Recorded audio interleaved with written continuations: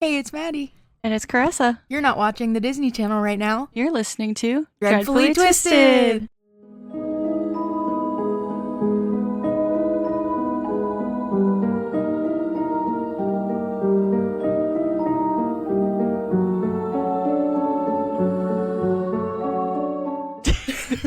We are back. We are back again.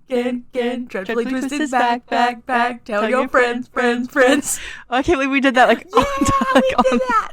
That was nice. That was a nice one. My laptop might die. Okay. Oh no. See, it is 51%, so we should be fine. Okay. Let's just hope. I had the charger though, Okay. just in case, We could plug it. Need be. because I forgot to charge it. Yeah. Because the other day I had to make 10 shirts, so I was like rushing to do that.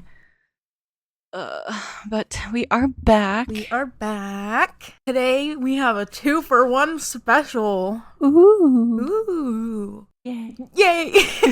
Well, not yay about Not murder, yay, but like yay. So, yay that we're back. And I haven't had anything else paranormal happen in my house, so I'm kind of Yes. sad about that.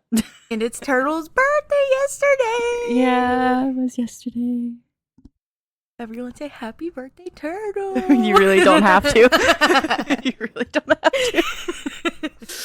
I get like birthdays to me, like I don't know, like I like people acknowledging it's my birthday, but like I also don't like the attention either. know, So same, like it's yeah. so awkward. Like yesterday, whenever Jeremy was saying happy birthday to me, I was just like, please be done already. Like, just please be done already.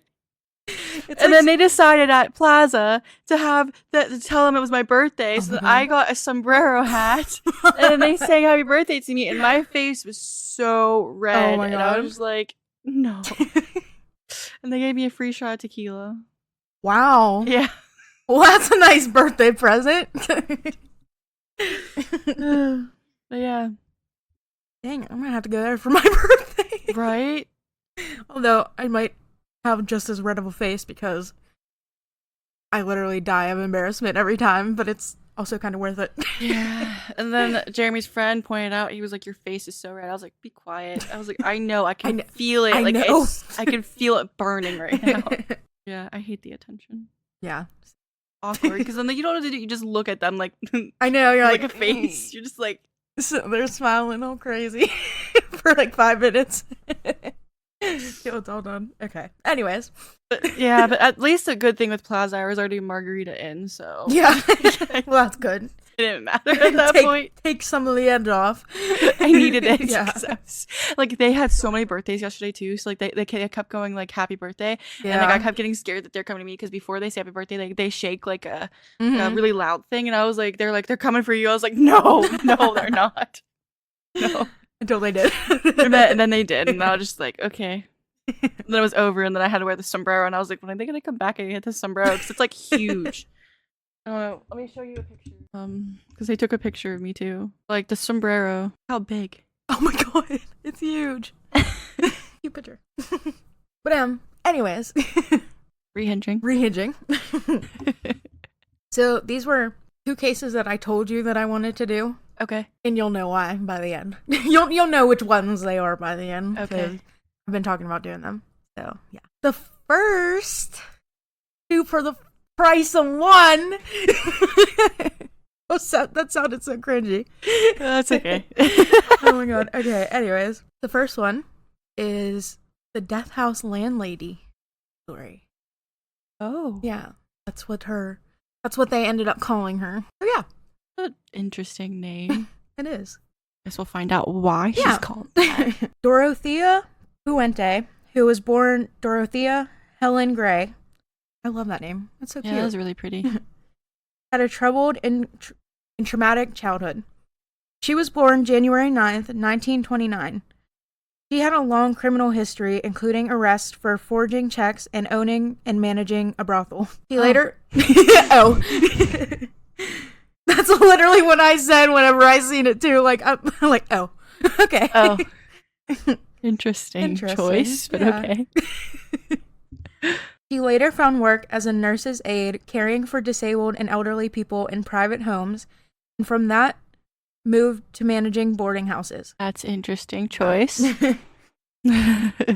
At age 16, in 1945, Dorothea got married to a soldier named Fred McFall, who had just returned from the Pacific Theater of World War II. They had 2 daughters between 1946 and 1948. Dorothea sent one child to live with relatives in Sacramento and placed the other for adoption. Oh. Yeah. Also, trigger warning. Both of these stories talk about miscarriage. Okay. So, yeah, just wanted to put that out there. So here, part 1 of that. Yeah. So, yeah. Skip ahead. She also suffered a miscarriage. In 1966, she married Roberto Puente, a man who was 19 years younger, in Mexico City. Oh. That's crazy. But the marriage only lasted 2 years. Also, back then, I feel like that happened so much, which is like really weird to think about. I feel like it's because back then people would just get married just to get married. Yeah. Because like at that time, like in order to be together, really, you would have to get married, or to like live together, you had to get married. And everybody got married so young too. That was yeah. So then they're like, oh wait, we made a mistake. Yeah. Yeah. Literally. Can I get it back? We'll see. I believe in you. I just heard a kid scream outside. I did too. Kind of scary. A little bit. After her marriage failed, Dorothea took over a 3-story, 16-bedroom care home at blank street in Sacramento. You not know how to say it? No. In which she would rent an apartment. In 1976, she married for a 4th time to Pedro Montalvo, a violent alcoholic. I think after the first 3 tries, maybe you just shouldn't do it after that point. Yeah. Because there's something wrong there. Definitely. And that marriage ended in just a few months. So, yeah. Ooh. Think things through before you do that. Please do.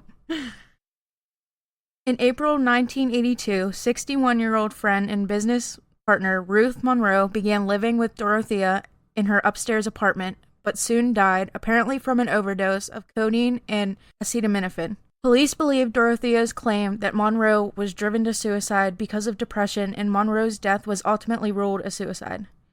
Shortly thereafter, police were back because of accusations pointed at Dorothea by a boarder, Malcolm Mackenzie, then 74, that she had drugged and stolen from him. Oh. Yeah. Maybe you shouldn't do that. No. She was given a 5-year sentence for theft. While incarcerated, she began a correspondence with 77-year-old retiree Everson Gilmouth. Dorothea was released in 1985, having only served 3 years of her sentence, and immediately united with Everson. The couple moved into the upstairs apartment. And then got married? It seems like she likes to marry everybody. Yeah, seriously. What do you like to do for a living? Get married. And then people would just be like, what? Oh? Confusion? Yeah. Question mark. In November 1985, Dorothea hired a handyman to install wood paneling in her apartment and then asked that he build a 6x3x2 box for storage purposes. Why do you need that big of a box? That's not suspicious. Don't be suspicious. Don't be suspicious. That's not concerning whatsoever. Oh, jeez. Oh, no. She later got the handyman to dump the box on a riverbank, because that's normal. Yeah, I just want this box for storage. Yeah. But, place it in the river by the river so I can have it there. Yeah, so whenever I go there, I can just get it. Okay, if it's stuff that she wanted, why is she getting rid of it? Literally. And even if she was getting rid of stuff, why in a 6x2 Yeah, box? Literally. You specifically ordered that box to put things in and then just shift it down the river. That's not concerning. Red flag. Red flag. Red flag. Red flag. Run. It was on January 1st, 1986, that a fisherman spotted... Talking is hard, guys. Talking is very hard. It really is. So, please excuse-moi. You're excused. Okay, let me just restart that sentence. It was on January 1st, 1986, that a fisherman spotted the box and reported it to authorities. Inside, investigators found the badly decomposed and there we go. Talking is hard. Talking is so hard. Unidentifiable body of that word's just really hard to say. It really is. Of an elderly man. Aw. It would take 3 years to identify the body of Everson Gilmith. Oh my god. Yeah. That's just crazy. That's just so crazy. How did it take so long? That's just crazy. Well, this was what, like 1980s? Yeah, they didn't have the stuff they didn't have the stuff that we had now, so they probably had to do a lot of like researching and forensics that was way more like detailed. Yeah. Like manual work, I mean. Mm-hmm. During this time, Dorothea continued to take in regular tenants and was popular with local social workers because she agreed to accept problematic cases like drug addicts and abusive residents. It was later discovered that Dorothea killed some of the tenants living in her house, as well as fraudulently obtained their Social Security payments. Dorothea even changed her image to seem more innocent by wearing vintage clothing and large frame glasses, along with letting her hair turn gray. Oh my god. Yeah. Like, I'm just a little old lady, I didn't do nothing. But really, I'm evil. Wrong with you? What is wrong with you, Dorothea? Wrong with You you? have a pretty name, but I don't think you're so pretty. Exactly.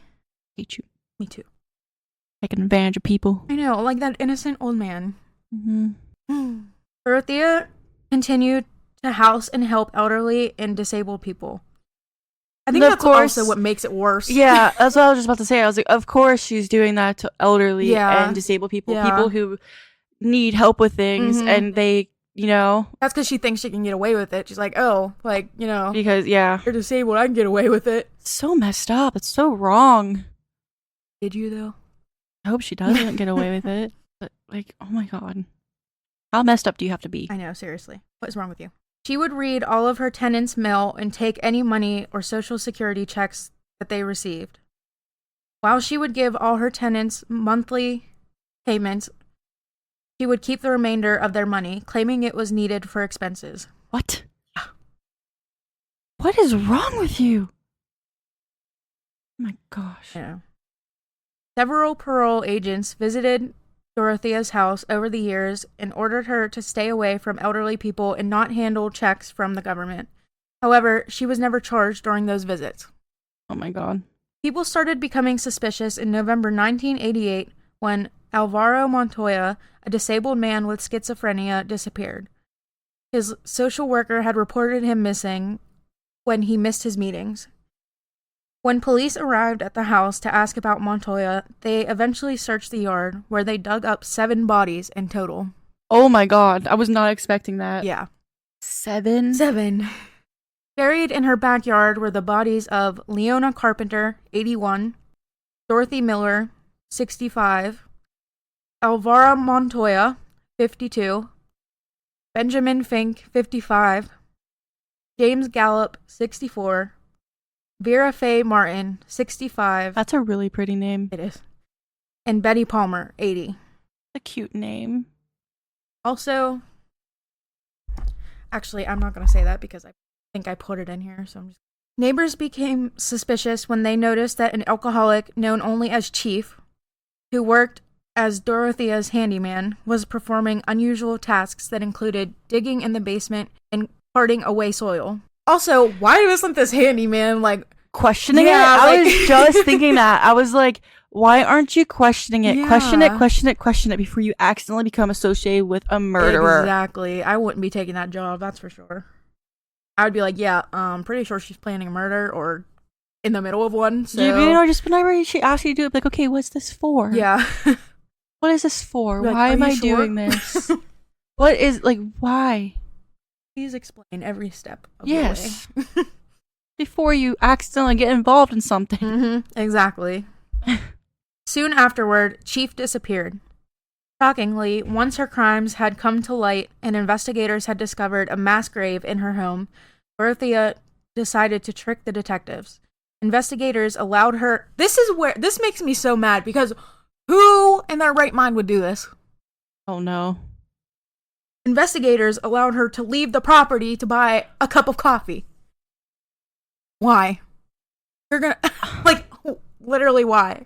Oh, you killed some people. Yeah, you could go get some coffee and relax. But then get this. She escaped to Los Angeles She escaped to Los Angeles while she was on her coffee run because investigators were so smart. Yeah. Okay. Yeah. Oh. Yeah, I'm just gonna get coffee in Los Angeles, which is really far away from here. Is that cool? That's cool. Great. My God. This is where she befriended an elderly retiree she met in a bar. Unfortunately for her, her new friend recognized her from police reports on television and called police. Good. Karma. No.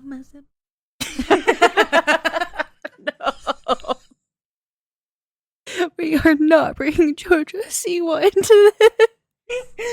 I'm haunted by her videos about her everywhere. I know, it's all over TikTok.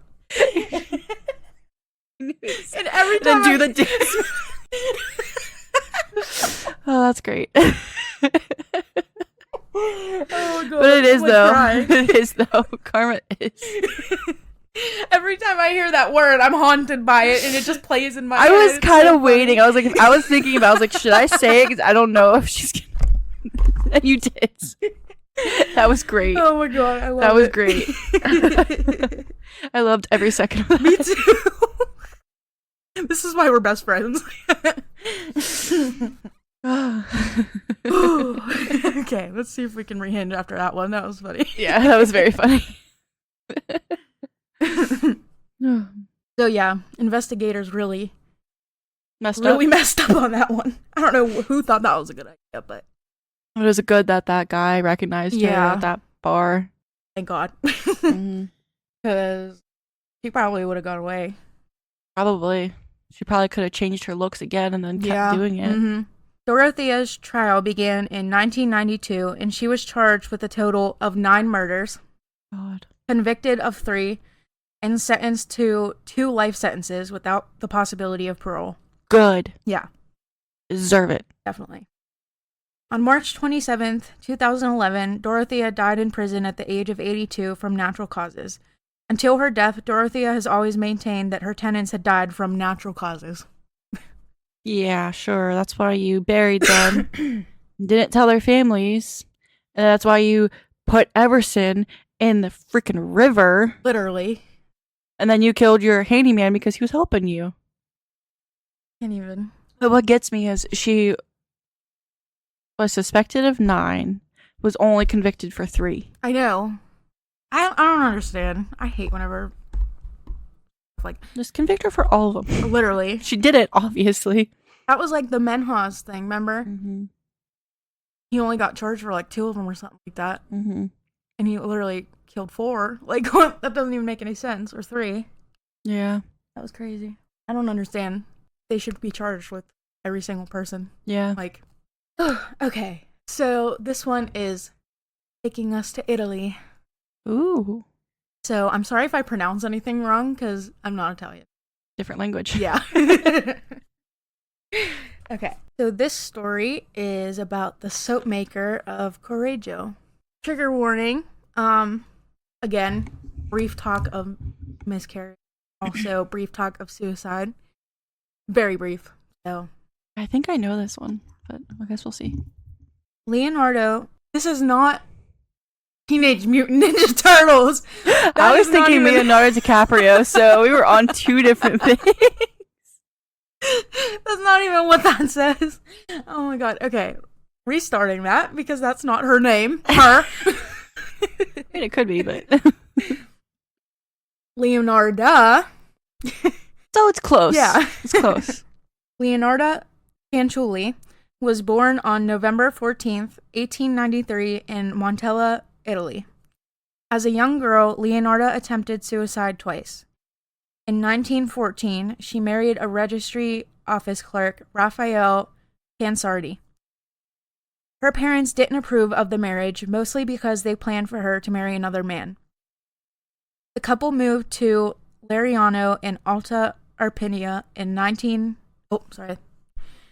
couple moved to Lariano in Alta Arpinia. Period. In 1927, Leonarda was in prison for fraud. Upon her release, she and her family moved from Potenza to Lacedonia. sorry if I mispronounced those, not too far from her childhood home. Their home was destroyed by an earthquake in 1930, and they moved once more, this time to Correggio, where Leonardo opened a small shop and became very popular as a nice, gentle woman, a doting mother, and a nice neighbor. Leonarda had 17 pregnancies during her marriage. Wow. Yeah. But lost 3 of the children to miscarriage, and 10 more died in their youth. Oh my god. That's very traumatic. That is very traumatic. 10. That is crazy. That is so crazy. That is very crazy. But, like, also they didn't have, like, a lot of medicine and stuff back then. Yeah, so it was probably really hard for them to help people who were sick or anything. And I know, like, back then with, like, the childbirths and, like, pregnancies were really hard to even go through because of all, like, the stuff that we didn't have at the time that we do today. That's so sad. A lot of people didn't go to the hospital then either. Yeah, exactly. So then if she lost 3 to miscarriage, and then she lost 10 more during their childhood, so then she only had 4 kids left. Consequently, she was heavily protective of the 4 surviving children, which literally anybody would be, because that's so traumatic. I know. I'd be, like, terrified. I'd be, like, bubble wrapping them. Yeah, literally. Making sure that they're okay. Daily vitamins. Yeah. Eat your greens and your vegetables and your, like, apples and fruits. Like, make sure that they're not doing anything dangerous. Yeah, exactly. Can't even imagine. No. Her fears were fueled by a warning she had received sometime earlier from a fortune teller who said that she would marry and have children, but that all of the children would die. Oh. Which is literally terrifying. Yeah, I can't even imagine, like, they tell you that you lose 13 of your kids. Exactly. And then, wow. Can't wrap my head around that. No. Leonarda claimed her mother cursed her because she disapproved of the marriage. Between her suicide attempts, her mother's alleged curse, and her various miscarriages, Leonarda realized that everything in her life seemed to go wrong. So she went to see another fortune teller for some insight. The fortune teller, a traveling Romani woman, didn't see very good results. Again. Oh. The fortune teller told her, quote, "In your right hand, I see prison. In your left, criminal asylum." I have chills. Yeah. Literally crazy. After this, Leonarda became superstitious and paranoid, which literally anybody would be, because everything so far has came true, and you seem like you have bad luck. Yeah. I'd be paranoid too. Dwelling on her mother's alleged curse and the Romani fortune teller's prediction, Leonarda became even more superstitious. That word is not easy to say. It's not, because it's very, like, S. The T's and I's. Yeah, and S's, and I don't know. Yeah. Talking is hard. When her son, Giuseppe, told her in late 1939 that he was going to join the Italian army, Leonarda turned to the one thing that she had believed would keep him safe. Human sacrifice. What? Yeah. How does... Okay, what? Okay, that's strange. Yeah, a little bit. Interesting choice. Definitely. Wouldn't recommend. No. 10 out of 10. Would not recommend. And how does that even stop your son from joining the army? They got me. Okay.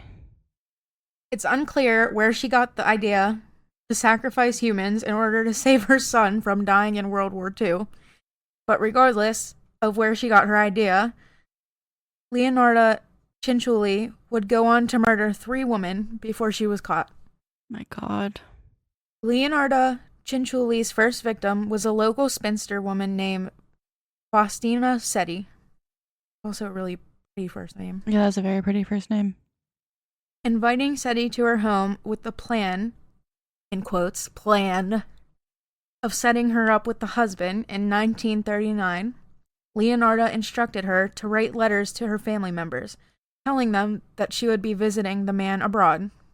After this, Leonarda drugged Seti with spiked wine before murdering her with an axe. Oh my god, that escalated so quickly. Also, question, why you're writing letters to your family? Yeah. But I guess she probably just wanted a husband, so she probably didn't really think too much of it. She was probably, she did. Like, she was probably, like, set on, like, Leonardo was probably telling her that she was going to go off with this guy. Like, this guy wanted to take her off, and, like, she should tell her parents that she is going off, and he was going to come and get her or something. So messed up. I know. That's, like, what I'm thinking in my head. Yeah. It's crazy. Next. This gets really graphic. This story is really, really messed up. Yeah. In all ways.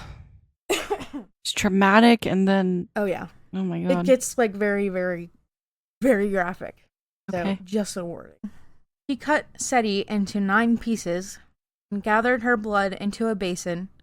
In her official statement after her arrest, she described the things she did. Quote, here we go. My God. This is just, what in the psychopath is happening? Okay. Yeah.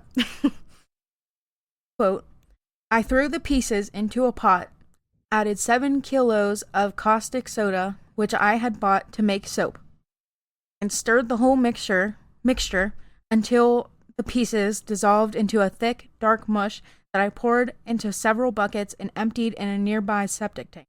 As for the blood in the basin, I waited until it had coagulated. Oh, squeak. Sorry, kitty squeaking. As for the blood in the basin, I waited until it coagulated, dried it in the oven, ground it, and mixed it with flour, sugar, chocolate, milk, and eggs, as well as a bit of margarine, kneading all the ingredients together. I made lots of crunchy tea cakes and served them to the ladies who came to visit, though Giuseppe and I ate them also. Oh my God. Yeah. Gross. End quote. That's nasty, messed up, and why would you feed it to other people? Literally. This reminds me of Joe Metheny. Yeah. Oh my God, I want to throw up right now. I know. Literally disgusting. Imagine. Wouldn't that not taste good? Probably not. I feel like tea cakes are supposed to be sweet. Yeah. Oh God. Okay. And the fact that they ate. Well, I didn't know. Well, no, like her and her husband ate them. Like, how are they sitting there enjoying that? That's disgusting. She probably knew about it, but I don't know if he did. Oh, yeah. Well, obviously she knew about it because she killed her. Yeah. But, like, I don't think that he did. Yeah. I don't know. On September 5th, 1940, Leonarda found another victim named Francesca Sovi. Leonarda convinced Sovi that she had organized a teaching job for her abroad, made her write letters to her friends detailing the trip, and as she had done with Seti, she fed her drug wine, killed her with an axe, baked her into tea cakes, and stole her money. Oh my God, what is wrong with you? I feel like this is Sweeney Todd. Yeah. Like, why? When I first heard this story, I was like, my brain couldn't even, like, wrap around the fact that this actually happened. I was like, this sounds like straight from a horror movie. It does, because she's like, oh, I have to have a human sacrifice so my son doesn't die. And then they bake them into tea cakes. Like, oh, okay. I don't know. And made soap. Yeah. Messed up. Yeah. Definitely. Very messed up. Her third victim, however, would be her last one. Good. Shouldn't have been any, yeah, I was going to say, shouldn't have been any of them, but...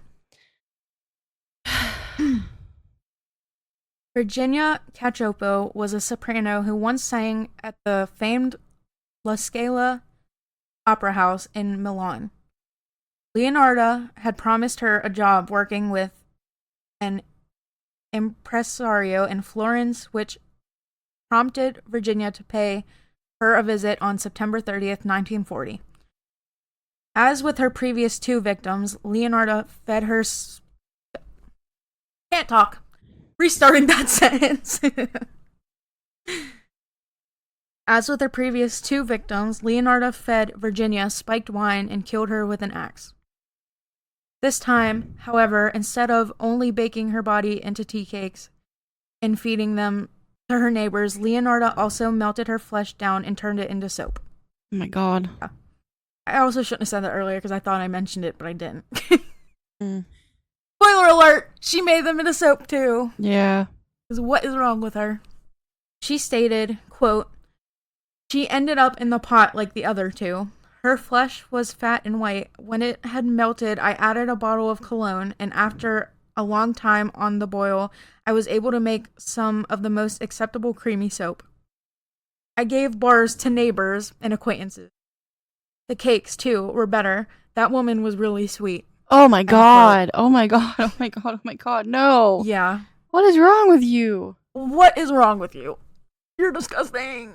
Oh, it's like you have to have something messed up with you in order to do all this. I know, like what? There had been something messed up way before all this stuff happened to make it was just your excuse that you needed to have a human sacrifice just to kill these people.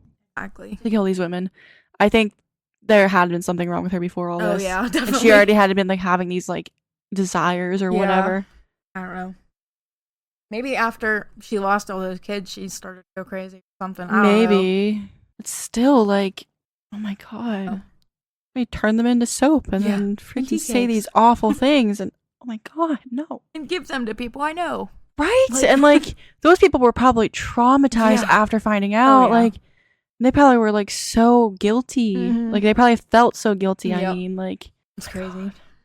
Unlike her first 2 victims who had a few concerned relatives, Victoria had a very worried sister-in-law. She didn't believe Victoria's letters detailing her quick departure and had in fact seen her entering Leonarda's home the night she had, quote, left. Oh my god. Almost immediately, she reported her sister's disappearance to the Reggio Emilia police, who quickly investigated Leonarda. Reggio, not Reggio. At first, Leonarda Cianciulli defended herself.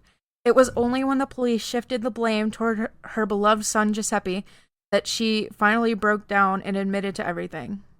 That's interesting. Yeah. Leonarda's trial lasted only a few days. She was found guilty of her crimes and granted a 33-year sentence that echoed the Romani woman's prophecy with eerie accuracy.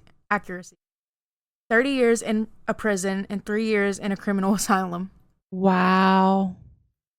On October 15th, 1970, Leonarda Cianciulli died of cerebral apoplexy, a type of hemorrhage, while she was still in the asylum. She was 79 years old when she passed away. Yeah.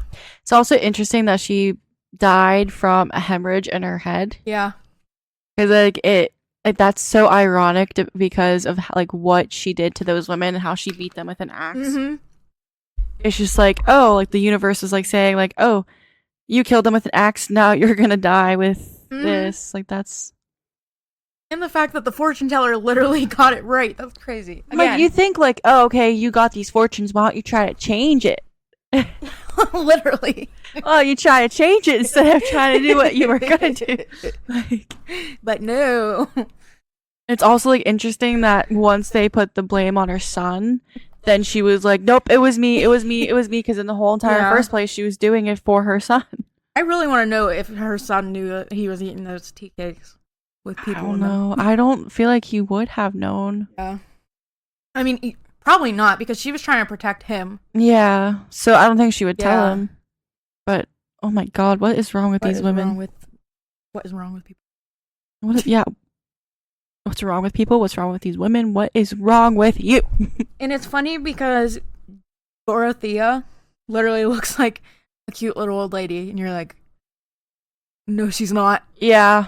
She turned herself in like the cute, like her glasses and her sweater. And like I can just imagine yeah, what you described. And Leonarda, she looks a little scary. I'm not gonna lie. Really? Yeah, she definitely looks very crazy. Mean. She just looks mean. Like, hold on, I'll show you. Okay. It's just like, I don't know. Just crazy. Like, let me dress up as a sweet. Oh God, she does look scary. She looks mad. Yeah, that's she's what like, I'm saying. I hate the world. That's what she Wow. Okay. was her when she. Like, she wasn't like she didn't look too bad then. Like, what happened, lady? I know you went through traumatic stuff, but like, get help. I don't know. That sucks. Those are such sad like cases. I know. Especially like, I don't know. It's just, I don't know. Oh yeah, she does look like a sweet little old lady. She reminds me of Sophia from the Golden Girls. Yeah, like kind of. Yeah. In that picture, Yeah. Very young. Yeah. Well, I don't know how to transition out of that. That's Yeah. So, if you want to see the pictures of these women that did these horrible things, and I don't know if are you going to post the victims too, if you can find pictures? Yeah. So, if you want to look up the pictures of the victims as well, you can go to our social media pages, TikTok, Facebook, Instagram at Dreadfully Twisted Podcast. You can email us your stories, whether it's paranormal or true crime. Or if you want to send us ideas for cases, you can email us at dreadfullytwistedpodcast@gmail.com, or you can comment on our Reddit page or /dreadfullytwistedpod. If you can, you could please download the Spotify episodes and like them and give us a 5-star on our podcast page on Spotify. That'd be great. It helps us stay relevant and it helps us get the podcast out there on Spotify. You can also share with your family and friends to listen to the podcast if they are interested in the things that we talk about. If they want to learn things, whether it's true crime or paranormal. And you can listen to the podcast on Spotify, Pandora Radio, Amazon Music, YouTube, Podcast Index, Listen Notes, iHeartRadio. I think I'm forgetting one, but I feel like that's all of them. So yeah, you can go there. YouTube. Yeah, I did say YouTube. And then we also post like shorts and clips on YouTube and TikTok. I am still in the process of uploading all the stuff that has happened in my house with the paranormal things. So if you want to see those, you can go there. And yeah, thank you for listening. We love you. Stay positive. Look out for your friends. Be a good person. Be a good person. Do not do what Dorothea and Leonarda have done. No, please don't. Just be a good person. And we love you guys, and we will see you next week. Love you. We love you. Bye. Bye.